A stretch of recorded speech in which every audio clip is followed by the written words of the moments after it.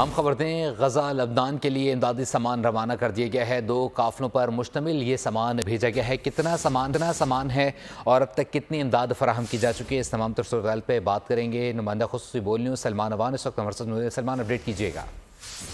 जी बिल्कुल, अगर हम अपनी मजमूई तौर पर बात की तो आज की अगर मैं बात करूं तो आज मजमूई तौर पर 3 कंसाइनमेंट जो हैं भिजवाई गई हैं लबनान के लिए, गजा के लिए। सबसे पहले मैं बात करूंगा 14वीं इमदादी खेप की, जो कि prime minister of Pakistan Shehbaz Sharif की हिदायत पर कराची से रवाना की गई है, लबनान के लिए रवाना की गई है। और इसके अंदर जो तकरीबन 17 टन सामान जो है वो बाय एयर रवाना किया गया है और ये जहाज जिना इंटरनेशनल एयरपोर्ट कराची से रवाना हुआ है। इस सामान के अंदर इमदादी अशिया हैं, जिसके अंदर टेंट्स हैं और इसके अलावा खैमे हैं और इसके अलावा जो जरूरी सामान है, अद्वियात वगैरह पाकिस्तान की जानिब से भिजवाई गई हैं।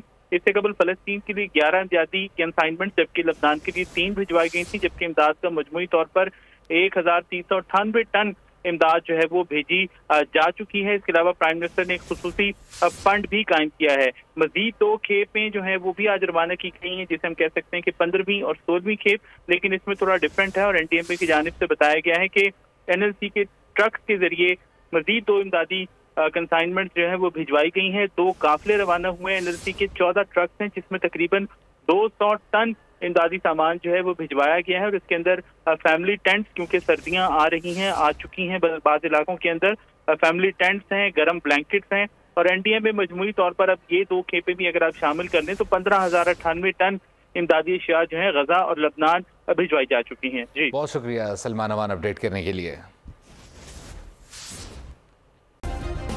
सब्सक्राइब करें और बेल दबाएं ताकि कोई खबर रह न जाए।